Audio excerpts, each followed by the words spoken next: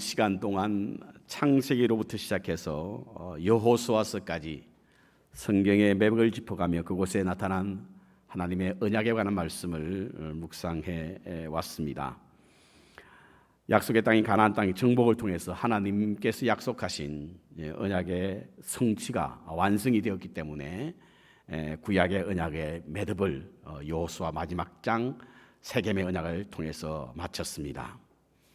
언약의 원리가 무엇인지, 의미가 뭔지, 목적이 무엇인지 요부터 시작해서 언약의 증거, 언약의 백성들의 삶, 그리고 언약의 나라에 대한 건국에 이르기까지, 이 언약의 증거와 건국에 이르기까지 하나님 백성들의 언약의 백성들이 가져야 할 태도, 자세, 그리고 삶에 대해서 한 1년 가까운 시간 동안 묵상해 왔습니다.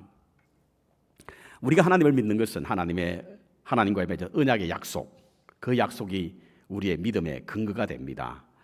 그래서 우리가 사용하고 있는 성경은 테스트먼트, 곧 약속이란 이름을 붙이고 있는 것입니다.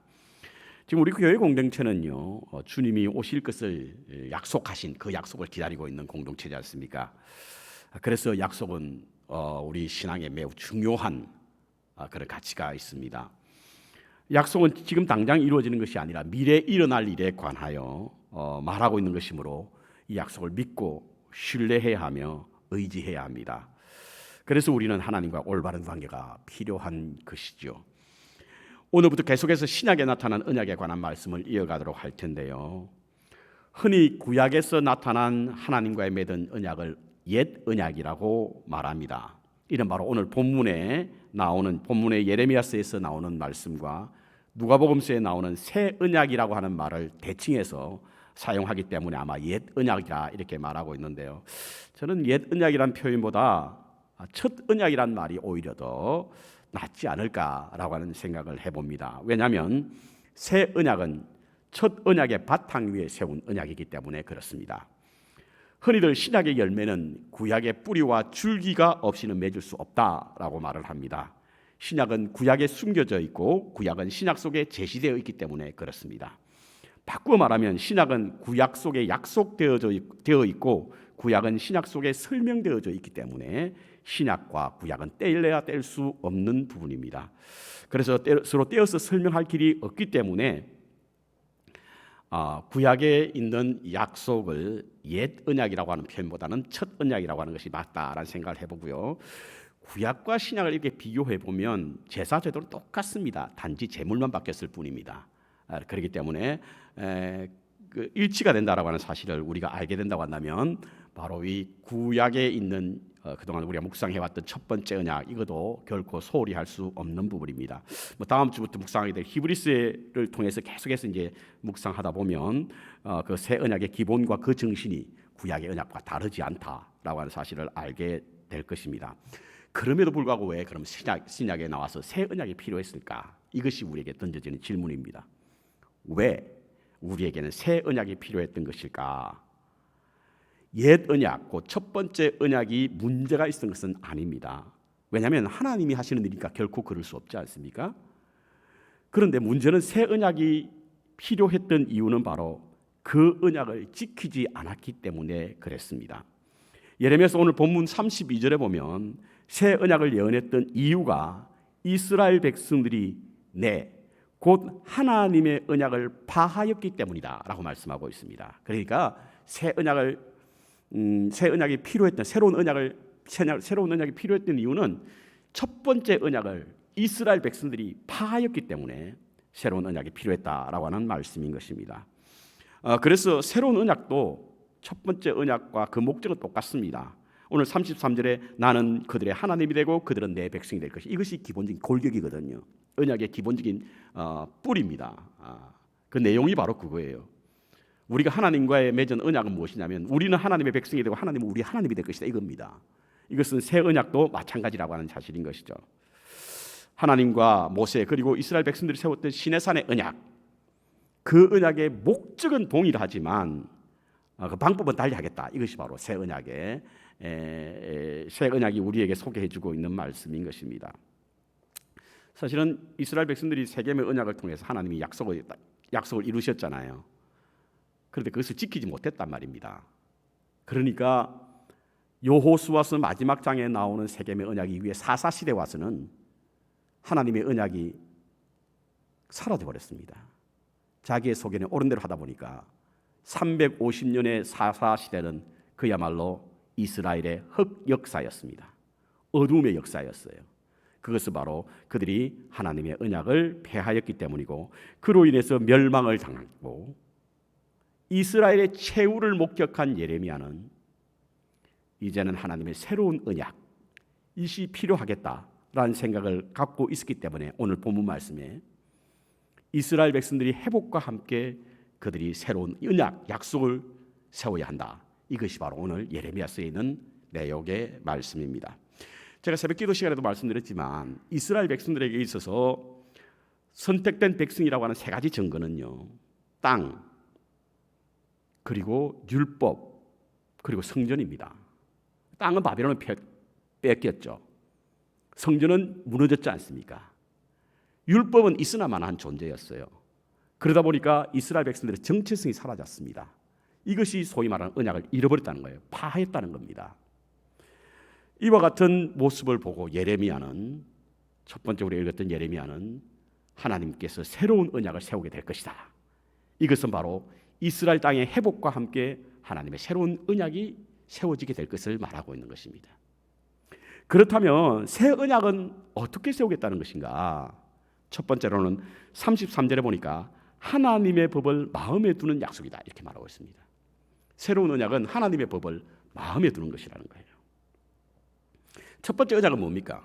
돌판에 새겨졌잖아요. 글로서 쓰여졌지 않습니까? 그런데 새로운 언약은 마음에 새길 것이다 라고 말씀하고 있는데, 이스라엘 백성들이 하나님과의 맺은 언약을 지키지 못했던 이유가 무엇이죠? 몰랐기 때문이었을까요? 아닙니다.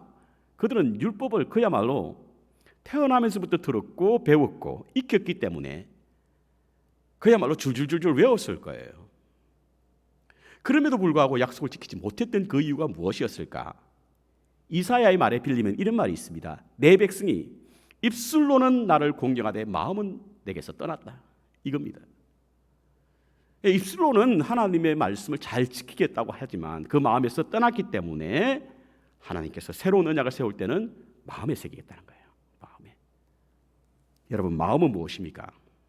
사전적 의미를 찾아보니까 마음이라고 하는 것은 지정의, 지적이고 정적이고 의지적인 어떤 움직임 혹은 움직임의 근원이 되는 것이 바로 마음이래요. 그래서 마음을 통해서 행동이 이루어지게 되고, 행동을 통해 습관이 되고, 습관을 통해서 그 사람의 인격이 되는 겁니다. 마음은 굉장히 중요하죠. 너의 마음을 지키라, 생명의 근원이 이에서 남이니라고 하는 말씀도 있지 않습니까? 그렇기 때문에 새로운 언약은 돌이나 책에 쓰여진 것이 아니라 우리의 마음에 새기겠다라고 하는 것이 새로운 언약을 예레미야서는 말하면서 이 언약에 대한 설명을 해주고 있습니다. 두 번째로는 모든 사람이 다 아는 약속이다, 이거예요. 자, 첫 번째 언약은 뭡니까? 돌판에 새겨졌던 십계명이죠. 그 율법입니다. 613가지나 되는 율법이지요. 이것을 모든 사람이 다 알지 못했습니다. 어떤 특정한 사람, 예를 들어 제사장이라든지 혹은 서기관이라든지 특별한 바리새인과 같은 이스라엘 민족, 이 사람들에게만 국한되어 있었던 것입니다. 그래서 그들은 그것을 가지고 말씀을 가르친다든지 의식을 행함으로 말미암아 하나님을 알겠는데요. 그런데 오늘 예레미야는 새로운 언약은 제사장이나 중보자 없이도 하나님을 알게 하는 언약이라는 거예요. 여러분, 제사장이나 혹은 서기관과 같은 사람이 필요 없이 모든 사람이 알게 된다라고 하는 이 언약은 무엇을 말하는 것인가? 그것은 언약의 주체가 되시는 예수님께서 이 땅의 역사 안으로 들어온다는 이야기입니다. 그러니까 역사 속에 현존하시게 된다라고 하는 사실을 말하고 있는 거예요. 굳이 누군가 가르치지 않아도 사람들이 다 보게 될 것이라고 하는 이야기. 동시에 이 안다라고 하는 말, 알게 될 것이라고 하는 이 안다라고 하는 히브리어 단어 야다라고 하는 표현은요, 단지 지식으로 아는 것이 아니라 우리의 체험으로 안다라고 하는 그런 신비로운 단어거든요. 하나님과 친밀한 관계가 이루어지는 심오한 관계를 말할 때 야다, 안다라고 하는 표현입니다. 새로운 언약은 그와 같은 언약으로 세워질 것이다 라고 하는 겁니다. 마지막으로 완전한 죄사함이 있게 될 것이다 라고 하는 것이 바로 새로운 언약의 특징이라고 말하고 있습니다. 죄사함을 기억조차 하지 않겠다, 우리의 죄를 기억조차 하지 않겠다 라고 하는 것이 바로 새로운 언약의 중심에 있습니다. 자, 이와 같이 예레미야는 언약을 잃어버리고 멸망당하고 있는 이스라엘 백성들을 향하여 최초로 새 언약이라고 하는 단어를 사용함으로 말미암아 이스라엘의 회복을 선포하고 희망을 말했는데요. 그렇다고 한다면 이와 같이 예레미야가 새 언약이라고 말한 것이 언제 세워졌는가? 예레미야는 예수님 탄생 이전에 한 600년경, 550년경, 600년과 650년 그 사이에 활동한 인물인데요. 이와 같이 5, 600년 전에 예언했던 이 예언이 언제 체결되었는가? 오늘 두 번째 읽었던 본문 마태복음 26장에 보면 새로운 예레미야가 예언했던 새로운 언약이 세워지는 장면이 나옵니다. 그 장소는 바로 어디였냐면 유월절 식사를 하던 장소였습니다. 이스라엘 백성들은요, 유월절이 되면 전통적으로 식사를 합니다. 그것은 아마 출애굽할 당시에 출애굽하는 그때의 이스라엘 백성들이 먹었던 음식, 전통적인 음식을 먹음으로 말미암아 하나님께서 자신들을 해방시켜 주었다라고 하는 사실을 기억하고 그 은혜 감사하기 위하여 식사를 하게 되어 있습니다. 예수님도 제자들과 함께 이와 같은 식사를 하게 된 것입니다. 그런데 식사를 하던 도중에 느닷없이 포도주를 들고는 제자들에게 주시며 하신 말씀이 이것은 너와 많은 사람들을 위하여 주는 내 언약의 피다, 이렇게 말하고 있는 거예요. 오늘 우리 읽었던 마태복음은 그냥 언약의 피라고 말하고 있지만 누가복음에 보면 새 언약의 피다라고 하는 말씀을 하고 있는 거예요. 그러니까 5, 600년 전에 예레미야가 예언했던 새 언약의 세움이 언제 이루어졌느냐? 예수님께서 십자가에 달리시기 전 유월절 식사 가운데 이와 같은 일이 있게 되었다라고 하는 사실인 것입니다. 우리는 여기서 궁금합니다. 왜 하나님과의 세우신 언약의 매개 역할을 피로 하게 되었을까? 피가 왜 하나님과의 언약을 맺는 일에 매개체가 되었을까? 첫 번째 이유는요, 피는 그 속에 생명이 흐르기 때문에 그렇습니다. 레위기서와 신명기에서는요, 육체 생명에는 피가 있다라고 하는 그런 말씀을 여러 군데서 말씀하고 있습니다. 뿐만 아니라 창세기 4장에 보면요, 가인이 아벨을 죽였을 때 하나님께서는 가인에게 나타나서 내 아우의 핏소리가 땅에서부터 호소한다 이렇게 말씀하고 있는데, 생명을 빼앗았더니 하나님은 생명에 빼앗겼던 그 아벨의 핏소리가 들린다는 거예요. 창세기에서 9장에 보면요, 인류 최초로 육식을 먹는 장면이 나와요. 그런데 육식을 먹을 때에 하나님은 고기와 그 생명이 되는 피채로 먹지 말라 이렇게 말하고 있는 거예요. 스테이크 드시는 분들은 조금 왜냐하면 피가 곧 생명이기 때문에 그렇습니다. 피가. 인간은요, 물을 마시지 않아도 하루 이틀은 산다고 합니다. 음식을 먹지 않으면 한 주, 두 주, 3주까지 사는 사람들도 있습니다. 하지만 산소가 없으면 몇 분을 견디지 못합니다. 피에는 상소가 있는 거예요. 여기 우리 교인들 가운데는 의료계 종사하시는 분들이 많기 때문에 이런 분들 앞에서 제가 감히 이와 같은 이야기하는 것은 다 제가 책을 보고 준비했기 때문에 그렇습니다. 피에는 산소가 있기 때문에 피가 모자라서 죽는 사람이 있지 않습니까? 그곳에 곧 생명이 있기 때문에 그렇습니다. 육체 속에 감추어진 영성이라고 하는 책, 제가 이거 언젠가 한번 소개해드렸던 적이 있는데요. 이 책은 의사였던 폴 브렌트와 기독교 영성 작가였던 이 필립 얀시가 공제해서 쓴 책입니다.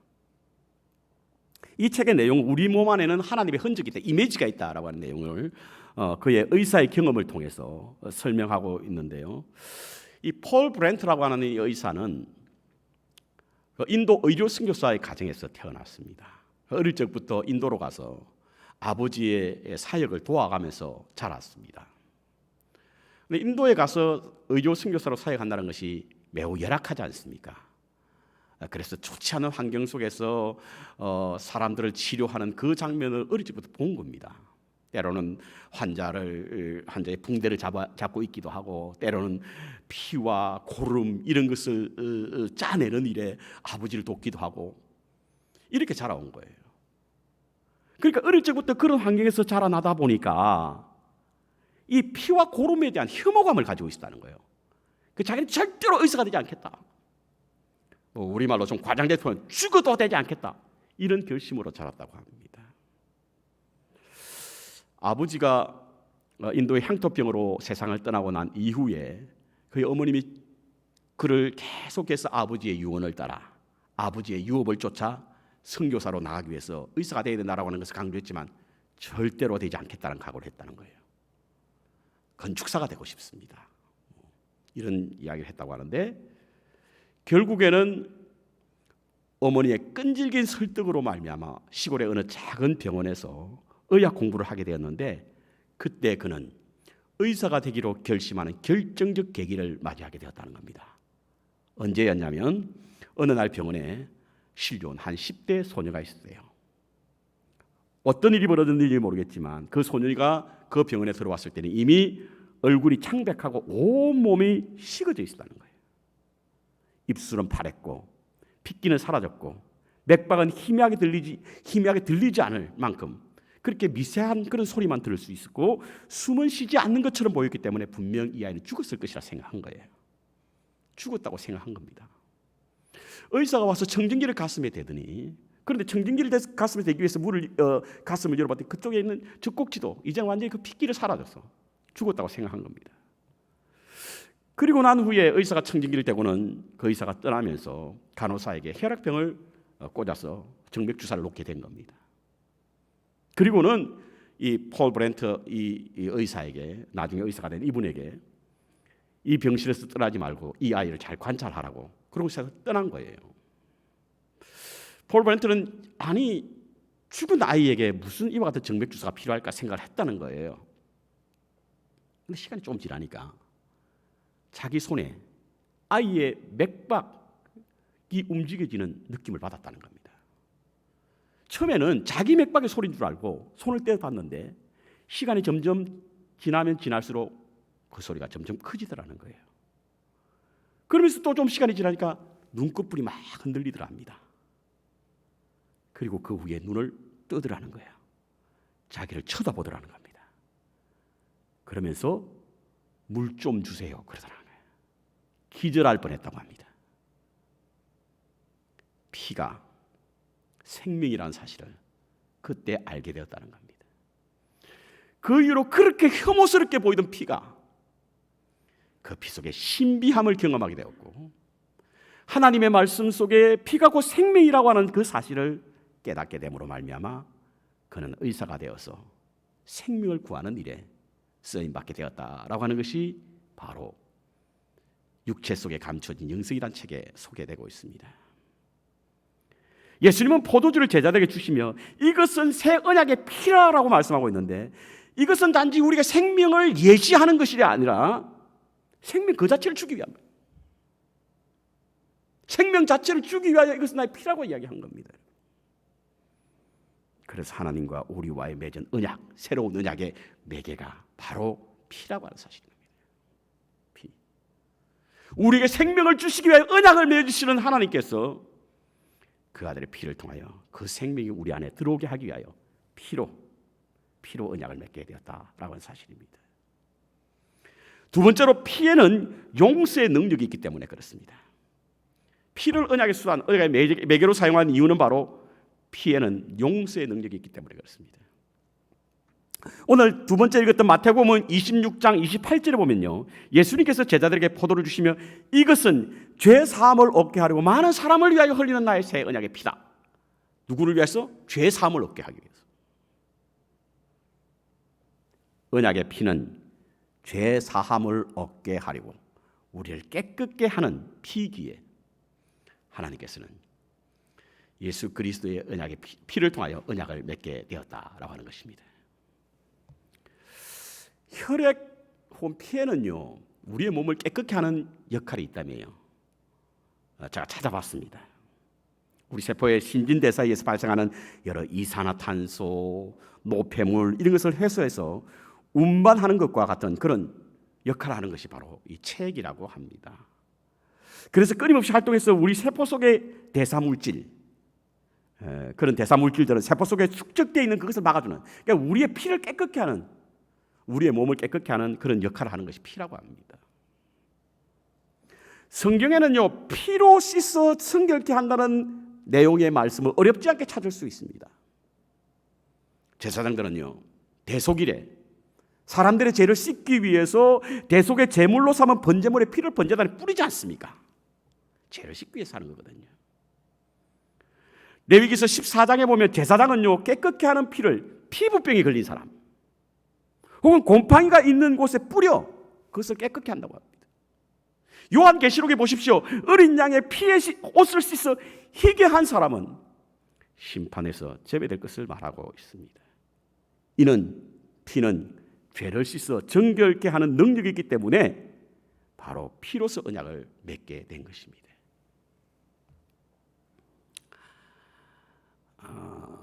여러분, 우리가 성령을 사모하죠. 성령을 사모하는 이유는 뭐 성령의 은사를 가지고 내가 영적으로 뛰어남을 나타내기 위해 성령 은사를 사모하면 안 됩니다. 그건 은사가 주어지지 않습니다. 성령을 사모하는 가장 큰 이유는요, 우리에게 온전케 되기 위함이에요. 그런데 온전케 되기 위해서 뭘 해야 됩니까? 바로 씻어야 합니다. 정결케 되어야 합니다. 그래야만 성령이 임하는 거예요. 그리스도의 보혈로 말미암아 정결케 되고 난 이후에 주의 성령이 임함으로 나를 온전케 하는 거예요. 그 과정이 없이는 성령이 임하지도 않고 머물지도 않습니다. 여러분, 우리의 몸이 지저분한데 새 옷을 입는 경우는 없어요. 정결케 하고 난 후에 입는 것이죠. 그리스도의 피는 우리의 몸에 찌르고 있는 영구적인 문제, 즉 죄라고 하는 불순물을 너무나 명쾌하게 해소해버리기 때문에 피에는 용서의 능력이 있는 것입니다. 저희 교우가들 가운데 세탁업을 하시는 분들이 참 많습니다. 그래서 저도 자연히 세탁업에 대한 관심이 있습니다. 지금은 이전보다 훨씬 더 좋은 세대가 나와서 그런지, 그렇지 않으면 뭐 기술이 발달되어서 그런지 모르지만 웬만한 자국들, 소위 말하는 전문용어로 말하면 스테인, 이거 못 빼는 사람이 별로 없는 것 같아요. 거의 다 빼고 그래서 깨끗하게 손님들한테 제공하는 것 같습니다. 그런데요, 아무리 기가 막힌 세대가 나오고 그 실력이 일출하다 할지라도 우리의 죄의 흔적은 뺄 수 없습니다. 우리의 죄는 세제로 씻을 수가 없어요. 그것은 제 말이 아니라 예레미야서 2장 22절에 나와 있는 말씀이에요. 주 여호와의 말씀이니라. 내가 잿물로 스스로 씻으며 내가 많은 비누를 쓸지라도 내 죄악이 내 앞에 그대로 있으리니. 우리의 죄는 어떤 특별한 세제나 기술로 뽑을 수 있는 게 아니라는 거예요. 유일한 길은 예수 그리스도의 보혈입니다. 피입니다. 듣고 싶지 않는 말씀입니다만 우리는 분명 죄인이에요. 스스로 죄가 없다고 생각하고 말하는 사람은 임신한 여인이 자신이 처녀라고 주장하는 것과 똑같아. 이것은 제 말이 아니라 C.S. 루이스가 한 말입니다. 우리가 스스로 죄인이 아니라고 하는 것은 마치 임신한 어떤 임산부가 자신을 처녀라고 주장하는 것과 똑같다는 이야기예요. 그러기에 우리는 우리의 죄를 씻어야 합니다. 다른 방법이 없다는 거예요. 예수의 피로 말미암아 우리가 저지른 죄의 얼룩을 말끔하게 깨끗하게 지울 수 있는 세제는 바로 예수 그리스도의 보혈입니다. 그래서 보혈은 용서의 능력이 있기 때문에 보혈로서 우리의 죄를 씻을 수 있다는 거예요. 저는 신앙생활 하고 나서 얼마 지나지 않아 보혈의 능력에 관한 이 그리스도의 피에 대한 그 이해, 이것이 없었을 때는 이런 생각을 해봤어요. 저는 참 신앙생활하다 궁금한 점이 참 많았었어요. 궁금한 점이 많아서 배도 자주 고픈지 모르지만 이 궁금한 점이 참 많았어요. 궁금한 것 중에 어떤 궁금한 것이 있으면 왜 하나님은 우리의 죄를 지었다 할지라도 그냥 용서해 주시면 안 되나? 굳이 그 아들을 십자가에 못 박을 일이 뭐가 있나? 이런 궁금증이 생겼어요. 여러분 그런 궁금증 없었습니까? 아니 하나님이 심판 주시니까 그냥 무죄 이러면 되잖아요. 왜 굳이 하나밖에 없는 독생자를 이 땅에 보내셔서 십자가의 그 모진 고통, 참아 볼 수가 없어서 고개를 돌려야만 하는 그 고통 속에 왜 하나님은 독생자 예수 그리스도를 이 땅에 보내셨을까? 그게 궁금했었어요. 그런데요, 죄는 씻지 않으면 축적된다는 사실을 알았습니다. 죄는요, 쌓입니다, 여러분. 씻지 않으면 쌓이게 돼 있는 거예요. 그래서 당신이 하나밖에 없는 아들을 이 땅에 보내시고 우리의 죄를 씻어 용서해 주시기 위하여, 그리고 하나님의 새로운 언약의 백성이 되게 하기 위해서 그 아들을 보내신 거라는 사실을 알게 되었을 때 그 은혜가 너무 크고 놀라워 가슴 울먹거렸던 적이 있습니다. 그렇습니다. 우리가 용서받을 수 있는 것은 그냥 받는 것이 아니라 우리의 죄를 씻으신 예수 그리스도의 보혈의 은혜로 말미암아 용서를 받은 것입니다. 그러므로 그리스도의 피는 죄와 용서의 본질이 되는 아주 완벽한 조화를 이루는 것입니다. 이것이 바로 그리스도의 피가 언약의 매개체가 된 이유입니다, 여러분. 세 번째로, 피는 화목의 도구가 되기 때문에 그렇습니다. 새로운 언약이 필요했던 것은요, 하나님과 인간 사이에 벌어진 그 틈입니다. 죄는요, 하나님과 우리 사이를 버려놓았고, 그래서 인간은 하나님께 감히 접근도 할 수 없었습니다. 성전에는 성소와 지성소를 분리했고요, 하나님이 현존하다고 믿는 그 지성소에는 감히 들어갈 수가 없었습니다. 1년에 한 번씩 대제사장이 대속죄일을 맞아 스스로 정결하다고 느꼈을 그때에 들어갈 수 있는 그런 곳이었습니다.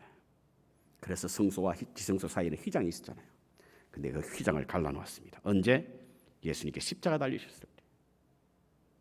그래서 하나님과 우리와의 관계에 화목을 이루셨기에 그리스도의 보혈은 화목의 도구가 된 것입니다. 예수님의 피로 말미암아 우리가 화목케 되었다라고 하는 말씀이 여러 군데 있습니다. 히브리서 10장 19절에 보면요, 예수의 피를 힘입어 성소에 들어갈 담력을 얻었다. 예수의 피로 말미암아 성소에 나아갈 담력을 얻었다. 에베소서 2장 13절에 보면 이제는 전에 멀리하던 너희가 그리스도 예수 안에서 그리스도의 피로 말미암아 가까워졌다. 골로새서 1장 20절에 보면 그가 십자가의 피로 화평을 이루사 만물 곧 땅에 있는 것들이 하늘에 있는 것이라. 다 그로 말미암아 화목케 되기를 기뻐했다.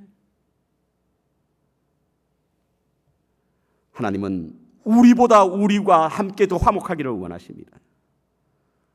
그래서 새로운 언약을 세우기 위해서 예수님의 피를 사용하신 겁니다. 1914년에 살과 피라고 하는 소설을 쓴 그 노벨 문학상을 수상했던 프랑스와 모리악이라고 하는 분이 계십니다. 이분이 아주 유명한 소설가죠. 세계적으로 잘 알려진 분이신데요. 이분이 말년에 교회와 함께 해온 자신의 그 애정의 역사를 한번 발표했던 적이 있다고 합니다. 지나온 시간 동안 그분은 그 어머니 독실한 캐톨릭 신자의 어머니 밑에 자라서 어릴 적부터 믿음 생활을 해왔던 분이거든요. 그런데 신앙생활을 해오면서 로만 캐톨릭, 이 캐톨릭의 교회 모습을 보면서 참 교회는 교회 설립자이신 예수님의 교훈과 모범에서 너무 많이 벗어나 있다라고 하는 것 때문에 천주교 개혁을 위해서 활동했던 사람이 모리악이라고 하는 사람입니다. 이와 같이 교회를 세우신 예수 그리스도의 정신과 그리고 예수 그리스도의 모범 되신 그 일을 따라가지 않음에도 불구하고 교회는 최소한 그리스도께서 하신 두 가지 말씀을 잊지 않고 기억하고 있는데, 그것을 내가 매우 높이 평가하는 것 중에 하나가 뭐냐면 바로 교회에서 가르치는 너의 죄를 용서받았다라고 하는 것과 이것이 너희를 위하여 찢긴 내 몸이다, 이거라고 합니다. 그래서 그는 살과 피라고 하는 소설을 쓴 사람이었습니다. 예수님께서요, 성천하시기 전에 살을 먹어라, 피를 먹어라 이렇게 이야기한 거예요. 이것 때문에 초대 교회는요, 유대인들로부터 이단 시비에 걸렸습니다. 유대인들은 피를 먹으면 안 되잖아요. 피를 먹지 말라고 했는데 예수님께서는 피를 먹으라고 하거든요. 왜 예수님께서 피를 마시라고 하셨을까? 그것은 바로 예수님의 생명이 우리의 생명 안으로 들어가게 하기 위함입니다. 주님의 생명이 우리의 생명 안으로 들어가게 하기 위하여 이 피를 먹어라 마시라 이렇게 말씀한 것입니다. 그리고 그 생명이 우리 안에 역사하기 위해서. 우리는 새 언약의 백성입니다. 그 언약의 매개체는 바로 그리스도의 보혈입니다. 우리는 그 보혈로 언약을 맺어 영원한 생명을 얻게 되었고 죄 용서함을 받음으로 정결케 되었으며 하나님과 화평을 이루게 된 것입니다. 그래서 우리는 하나님의 백성이 된 것입니다. 우리 안에 주님의 생명이 흐르고 있습니다. 우리 안에 그리스도의 생명이 움직이고 있습니다. 그래서 우리는 하나가 되는 겁니다. 이제는 내가 산 것이 아니요 내 안에 그리스도께서 사신 것이라. 이번 한 주도 그리스도의 보혈이 흐르는 살아있는 새 언약의 백성으로 사시기 바랍니다. 그리스도의 생명이 흐름으로 하나님께서 살아계신 생명을 주신 하나님의 승리자이심을 알리는 복된 하루가 우리의 삶을 통해서 증거되고 선포됨으로 말미암아 승리자의 삶을 사시는 저와 여러분 되시기를 주님의 이름으로 축원합니다.